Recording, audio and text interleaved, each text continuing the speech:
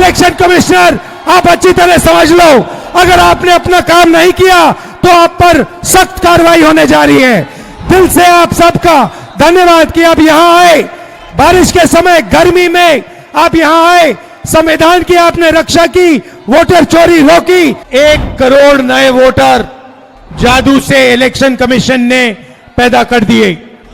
लोकसभा में हमारा गठबंधन जीतता है, 4 महीने बाद विपक्ष बीजेपी का गठबंधन जीतता है। तेजस्वी जी ने कहा आपने बीजेपी की मेंबरशिप ले रखी है, आप बीजेपी के लिए काम कर रहे हो, मगर एक बात समझ लो, एक दिन ऐसा आएगा जब यहां पे बिहार में और दिल्ली में इंडिया गठबंधन की सरकार होगी, फिर हम आप तीनों को देखेंगे, कार्रवाई आपके खिलाफ करेंगे और पूरा देश जिससे आपने चोरी की है। भाई और बहनों, सालों से लग रहा था कि चुनाव में कोई ना कोई गड़बड़ है। महाराष्ट्र में साफ पता लगा, लोकसभा और विधानसभा के बीच में 4 महीनों में 1 करोड़ नए वोटर जादू से इलेक्शन कमीशन ने पैदा कर दिए। लोकसभा में हमारा गठबंधन जीतता है, 4 महीने बाद विपक्ष बीजेपी का गठबंधन जीतता है। हमारे वोट कम नहीं हुए, जितने हमें मिले थे उतने ही हमें मिले, और बीजेपी के जहां भी नए वोटर आए थे वहां पे बीजेपी की जीत हुई थी। मतलब महाराष्ट्र का चुनाव, हरियाणा का चुनाव इन्होंने चोरी किया। महाराष्ट्र के बाद हमने थोड़ी अपनी इंक्वायरी शुरू की, कर्नाटक में 1 सीट चुनी, बेंगलोर सेंट्रल, और उसमें 1 विधानसभा में हमने सारी की सारी वोटर लिस्ट चेक की, फोटो को फोटो से मिलाकर, हर नाम को हर दूसरे नाम से मिलाकर, और हमने 1 लाख से ज्यादा फर्जी वोटर एक असेंबली में ढूंढ के निकाले। मैंने प्रेस कॉन्फ्रेंस किया इलेक्शन कमीशन के सामने, मैंने उनको बताया कि 5 तरीके से वोट चोरी किए जा रहे हैं। डुप्लीकेट वोटर, फेक एड्रेस, एक एड्रेस में 50-60 लोग रह रहे हैं, फॉर्म 6 एड्रेस 0000 और फेक फोटो या जिसमें किसी की फोटो ही नहीं दिख रही है। मैंने साफ कहा कि 1 लाख फर्जी वोट हैं। चुनाव आयोग क्या करता है? चुनाव आयोग क्या करता है? यह नहीं कहता कि विपक्ष के नेता ने आरोप उठाया है, चलो चेक करते हैं। यह नहीं किया, उल्टा मुझे कहते हैं आप एफिडेविट दो, और उसके बाद कहते हैं कि ये पहले कंप्लेंट क्यों नहीं की। कहते हैं कि अगर 1 सप्ताह के अंदर आपने एफिडेविट नहीं दिया तो इस कंप्लेंट का कोई मतलब नहीं है। जिम्मेदार वो हैं, जिम्मेदारी उनकी है, चोरी उनकी पकड़ी गई, और मुझे कहते हैं आप एफिडेविट लाओ। इलेक्शन कमीशन से मैं कहना चाहता हूं, पूरा देश आपसे एफिडेविट मांगने का काम करेगा। थोड़ा सा समय दे दो। हर स्टेट में, हर विधानसभा में, हर लोकसभा में हम आपकी चोरी पकड़ के देश को दिखाने जा रहे हैं। मगर इन्होंने क्या किया? बिहार के लिए जैसे मोदी जी स्पेशल पैकेज की बात करते हैं, बिहार के लिए ये एक नया स्पेशल पैकेज लाए हैं, उसका नाम है SIR। SIR का मतलब नए तरीके से चोरी करना। इन्हें मालूम पता लग गया है कि हमने उनकी चोरी पकड़ ली। इनको पता लग गया कि महाराष्ट्र में, कर्नाटक में, हरियाणा में हमें पकड़ लिया। अब ये नए तरीके से बिहार में SIR से चोरी करने की कोशिश कर रहे हैं। और बिहार की जनता इन इलेक्शन कमिश्नर को और बीजेपी के नेताओं को एक आवाज से कहेगी, वोट चोरी नहीं हो सकती है बिहार में। हो सकती है बिहार में वोट चोरी? कर सकता है नरेंद्र मोदी चोरी या इलेक्शन कमीशन कर सकता है चोरी? नहीं, नहीं कर सकता है। भाइयों और बहनों, आपको मालूम है चोरी क्यों होती है? कि आपका धन, आपका रोजगार, आपका भविष्य आपसे छीना जाए।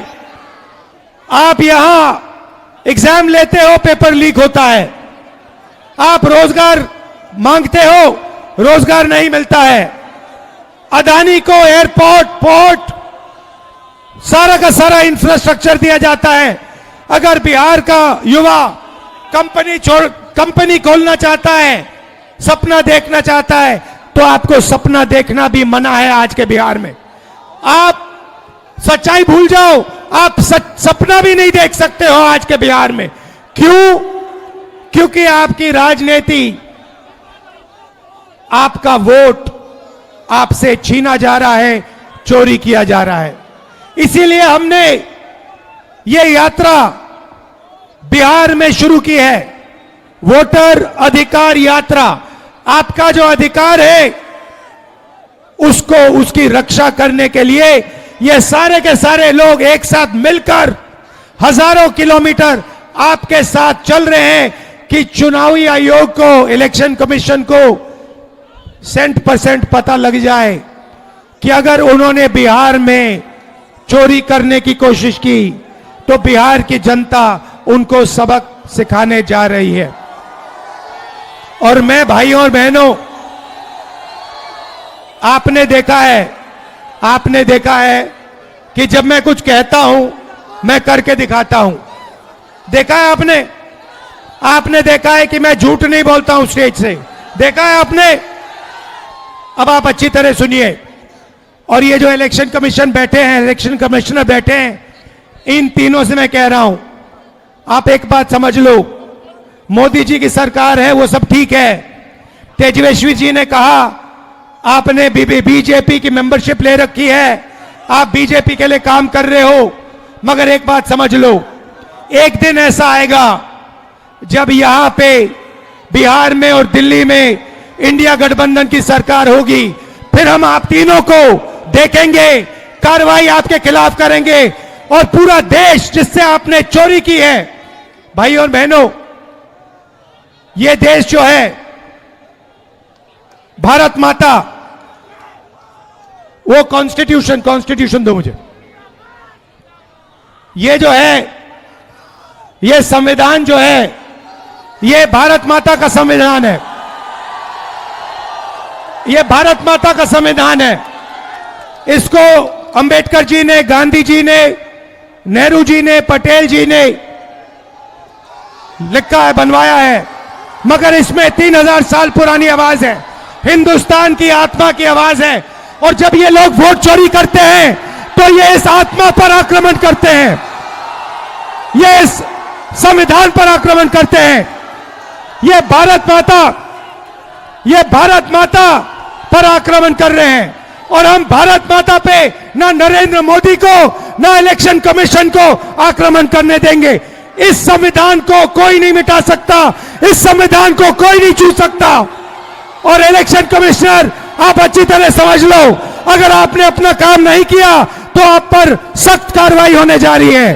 दिल से आप सबका धन्यवाद कि आप यहां आए, बारिश के समय, गर्मी में आप यहां आए, संविधान की आपने रक्षा की, वोटर चोरी रोकी। धन्यवाद, नमस्कार, जय हिंद, जय भारत, जय संविधान। भागीरथ माझी और उनका परिवार यहां पर सर मौजूद है। उसका घर आपने बना के दिया भागीरथ जी और उनका परिवार को। आप इनको चाबी देंगे। वादा तो सबने किया था। राहुल गांधी जी ने भागीरथ माझी के घर गए और उस शिकस्ता टूटे मकान को देखा और जो दिल में जज्बा है, आज मकान बना करके चाबी भागीरथ माझी और परिवार को एक पूरा मकान। आपका बहुत बहुत धन्यवाद, बहुत बहुत शुक्रिया। इधर इधर से इधर से इधर। ये चाबी दी जा रही है। भागीरथ मांझी के घर को सबने देखा, लेकिन दर्द किसने महसूस किया? राहुल गांधी जी ने यह दर्द महसूस किया। ईश्वर भी साथ है और ऊपर वाला भी खुदा ईश्वर भी साथ है। आज बारिश का ये आशीर्वाद हम लोगों को मिल रहा है। राहुल जी, आप यहां आए, गर्मी में बारिश भी हुई, बहुत बहुत शुक्रिया।